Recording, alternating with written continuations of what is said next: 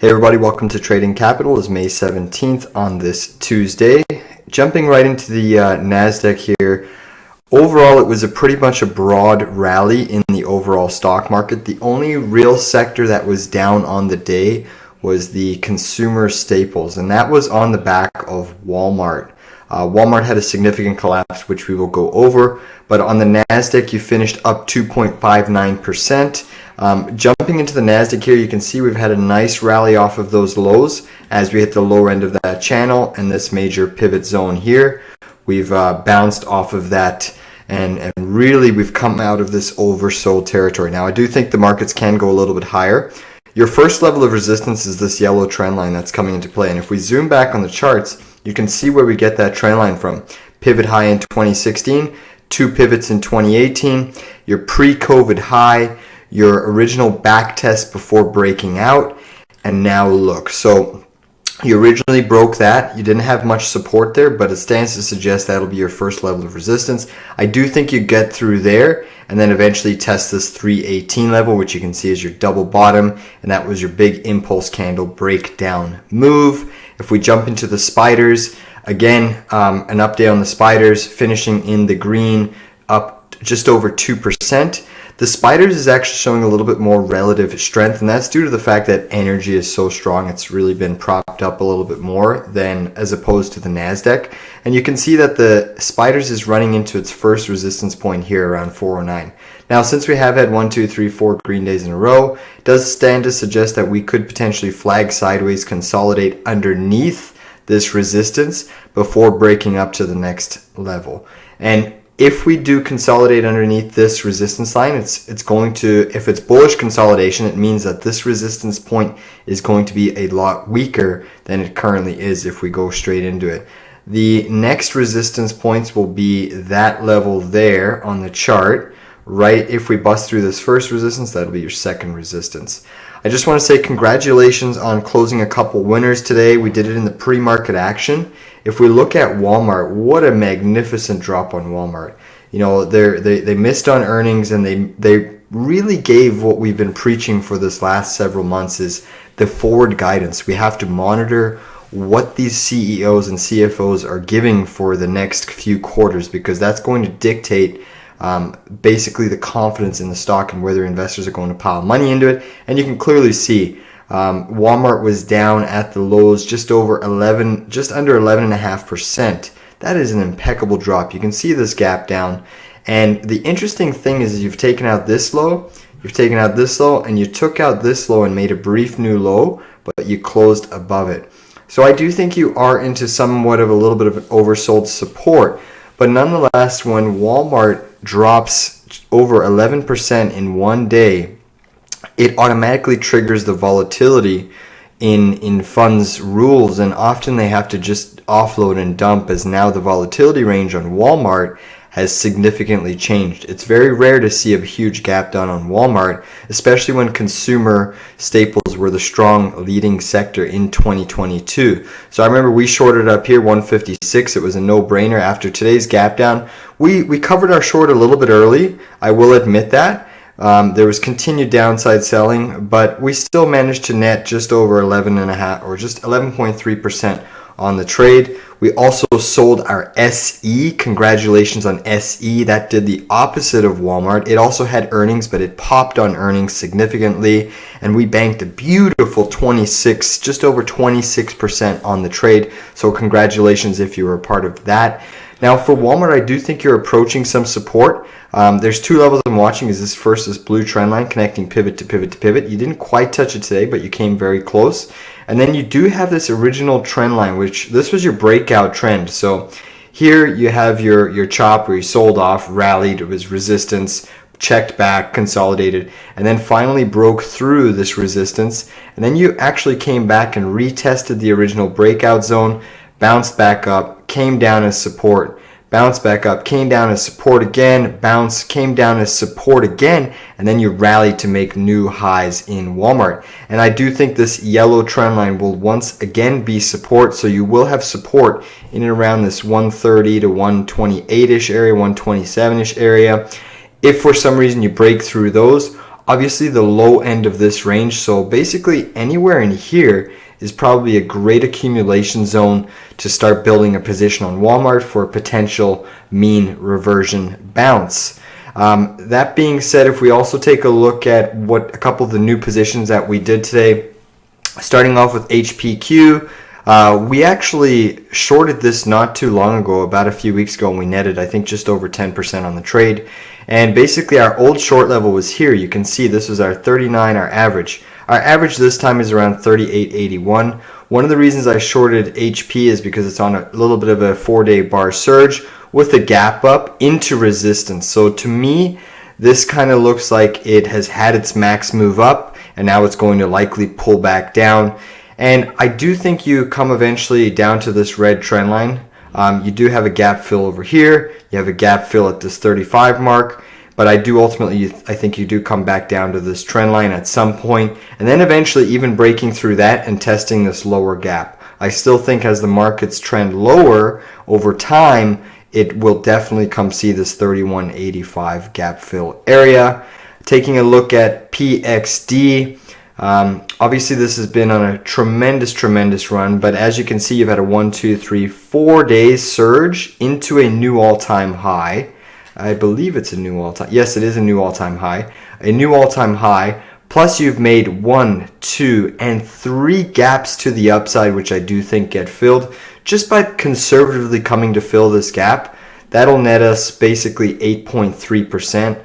Ultimately, where I do think you have to come down to at some point is probably this original area here, this 190 area. I think that's going to be a massive level of support once the commodities start to cool off. And if we take a look at the weekly chart, why we shorted this up here, there's 2 trend lines that I've been watching. First, you have this red trend line, which is basically what we shorted today. It's connecting a 93 pivot to a 2013 pivot and this 2014 pivot, and look what you hit today, pretty much to a T. You're just shy of that pivot, but nonetheless I wanted to start that exposure because you have had a significant run to the upside. Your second major trend line is connecting this 97 pivot through these 2 pivots, and it will be a little bit higher on the charts, mainly around that 295 area, 297 area, somewhere in between there. We will look to add to our position again. I do think you'll have some sort of a steep pullback on this specific company just in the near term, just because it is getting so extended. It is into new all-time high territories, and you're running into major long-term resistance. Valero is another powerhouse that has been non-stop. Obviously, the energy plays have been tremendous in terms of rallying to the upside. We're shorting Valero. We added to our short at 129.26 today. Again, if you look at Valero's into, again, 2 major, let me just flip to the weekly chart so we have a better picture. Valero has these massive trend lines. So you're into monthly long-term resistance, extremely overbought. Once energy falls, the stock will crumble, which is forecast to be soon as a recession is looming.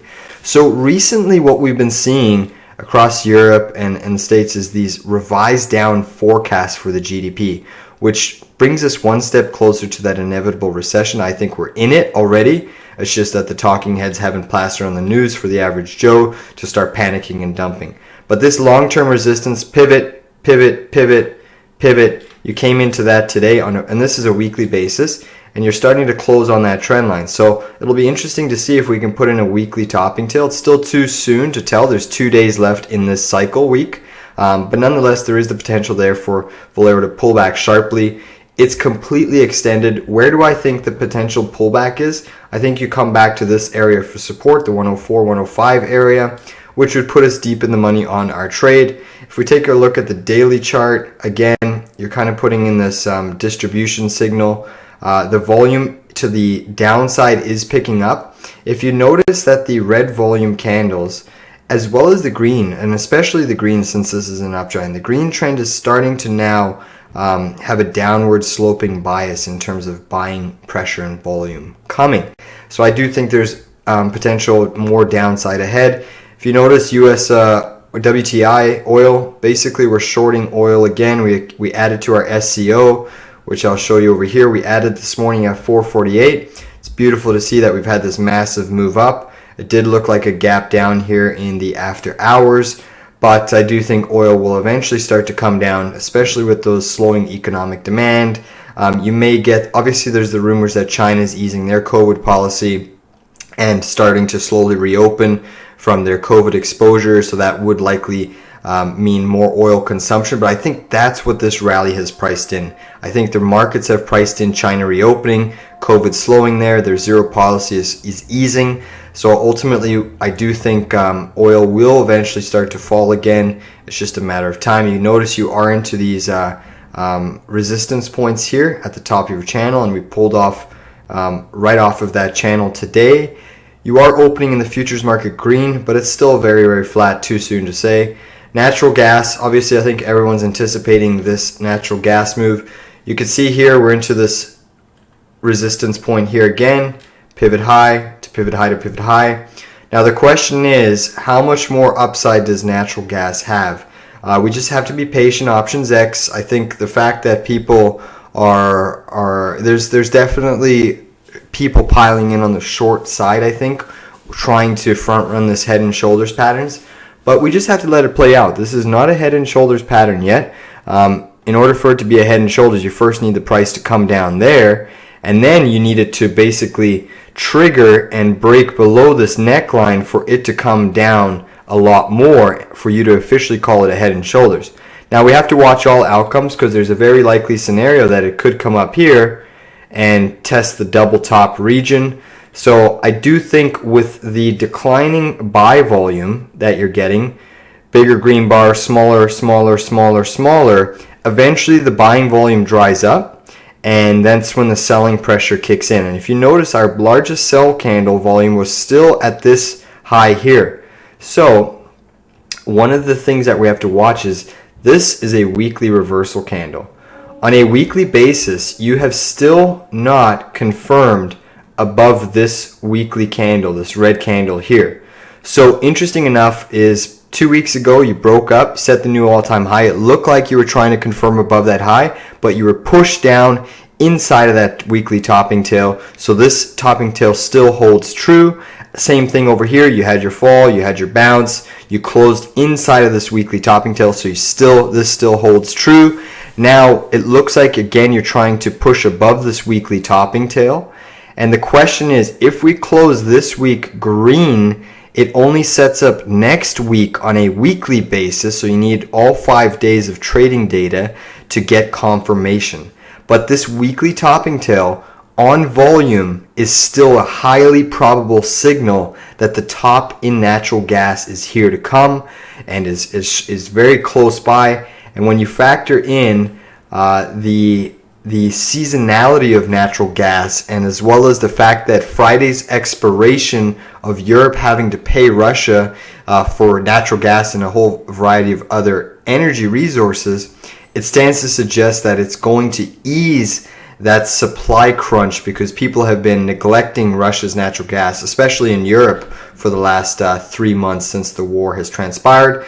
But now that they're opening bank accounts with Gazprom Bank, I do think the fact that Europe has been revising their forecast down, I think the Bank of England just said that if inflation persists, it's going to be a detrimental to the whole European economy. So that's some pretty fierce words, and I do think that they're going to have to basically break and give in to the Russian energy. As much as they don't want to support the economy, it's doing further injustice by them not buying Russian energy because their citizens are paying the ultimate price. So we'll just have to stay tuned for more alerts. We also covered our FCX, so we actually closed 3 winners, and notice how we're pairing and taking profits off the table and looking for better risk to reward setups. We also added to our MOSAIC short, so we're sitting at 62.21. That's another one that I'll just quickly touch base on. MOSAIC is an interesting again, commodity play. It's also been hyped up due to the fact of the war. But I do think we're getting close to that potential easing of tensions, and I do think these war plays are going to have a nasty mean reversion in the near future. Again, MOSAIC, we added around the 65.78. It's beautiful to see that you pulled back on a daily basis here. You can see that we came into this necktie of moving averages. We have the 50-day, we have the 25-day, and then you're right into this red bar high zone. So I do think this was a good area to add to our shorts. You're into resistance, and we'll just have to see. I do think that this head and shoulders pattern does play out since you did trigger it. You have recaptured this shoulder pattern, but I do think there's a lot more downside ahead.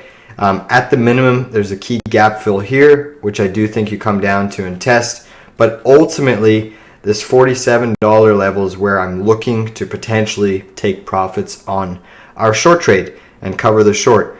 That's it for today. I hope everybody is ready for an Options X week. I do think we have more upside in the markets. Whether the indices need to consolidate sideways, I do think that's a high probability since we have had 3 to 4 up days and pretty strong rallies off the lows. But that being said, I do think we closed the week positive, potentially a little bit higher. But don't be surprised for some sort of a consolidation pullback in the indices before certain assets moving higher. We'll just have to be patient on natural gas. I know it is one of our bigger positions, but again, patience, patience, patience. We can't force the market to do what we want it to do. We just have to basically analyze it day by day and respect the outcome. Thank you again, all of you, for being members, and please subscribe to our YouTube channel. We need all the support we can get. Stay tuned for more profits and trade alerts coming in the